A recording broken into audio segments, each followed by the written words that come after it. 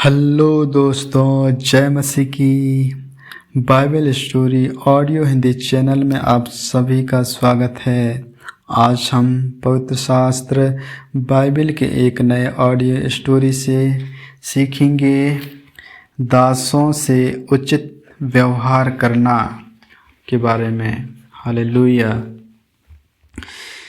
फिर जो नियम तुझे उनको समझाने हैं वे ये हैं, जब तुम कोई इब्री दास मान लो तब वह 6 वर्ष तक सेवा करता रहे और 7वें वर्ष स्वतंत्र होकर शेत में चला जाए। यदि वह अकेला आए तो अकेला ही चला जाए, और यदि पत्नी सहित आए तो उसके साथ उसकी पत्नी भी चली जाए। यदि उसके स्वामी ने उसको पत्नी दी हो और उससे उसके भेंट और बेटियां उत्पन्न हुई हों, तो उसकी पत्नी और बालक उस स्वामी के ही रहें और वह अकेला चला जाए। परंतु यदि वह दास दृढ़ता से कहे, मैं अपने स्वामी और अपनी पत्नी और बालकों से प्रेम रखता हूँ, इसलिए मैं स्वतंत्र होकर नहीं जाऊँगा, तो उसका स्वामी उसका परमेश्वर के पास ले चले। फिर उसके द्वार के किवाड़ या बाजू के पास ले जाकर उसके कान में सुतरी से छेद करे, तब वह सदा उसकी सेवा करता रहे। यदि कोई अपनी बेटी को दासी होने के लिए बेच डाले तो वह दासी के समान बाहर ना जाए। यदि उसका स्वामी उसको अपनी पत्नी बनाए और फिर उससे प्रसन्न ना रहे, तो वह उसे दाम से छुड़ाई जाने दे। उसका विश्वासघात करने के बाद उसे विदेशी लोगों के हाथ बेचने का उसको अधिकार ना होगा। यदि उसने उसका अपने बेटे से विवाह कर दिया हो तो उससे बेटी का सा व्यवहार करे। चाहे वे दूसरी पत्नी कर ले तो भी वह उसका भोजन, वस्त्र और संगीत ना घटाए। और यदि वह इन तीनों बातों से घटी करे तो वह स्त्री बिना दाम चुकाए ही चली जाए। हिंसक कार्यों से संबंधित नियम। जो किसी मनुष्य को ऐसी मारे कि वह मर जाए तो वह भी निश्चय मार डाला जाए। यदि वह उनकी घात में ना बैठे हो और परमेश्वर की इच्छा ही से वह उसके हाथ में पड़ गया हो, तो ऐसे मारने वालों के भागने के लिए मैं एक स्थान ठहराऊंगा जहां वह भाग जाए। परंतु यदि कोई ढिठाई से किसी पर चढ़ाई करके उसे छल से घात करे, तो उसको मार डालने के लिए मेरी वेदी के पास से भी अलग ले जाना।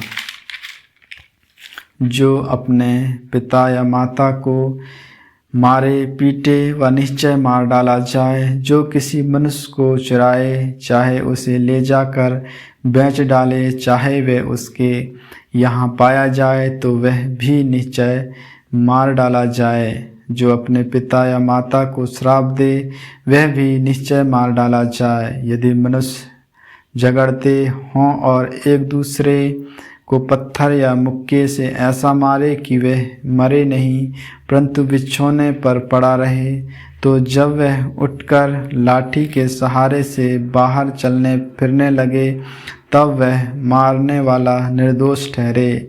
उस दशा में वह उसके पड़े रहने के समय की हानि भर दे और उसको भला चंगा भी कर दे।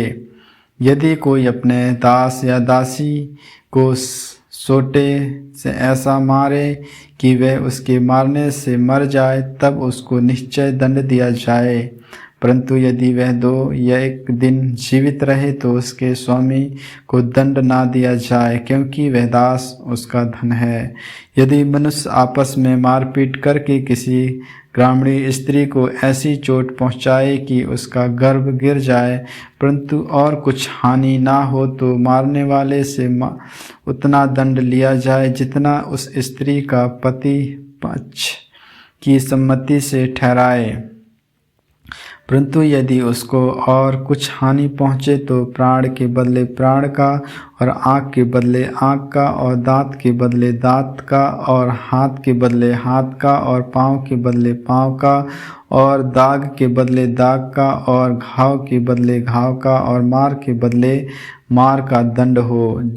जब कोई अपने दास या दासी की आँख पर ऐसा मारे कि फूट जाए, तो वह उसकी आँख के बदले उसे स्वतंत्र करके जाने दे। और यदि वह अपने दास या दासी को मार के उसका दांत तोड़ डाले, तो वह उसके दांत के बदले उसे स्वतंत्र करके जाने दे। पशु के स्वामी का उत्तरदायित्व।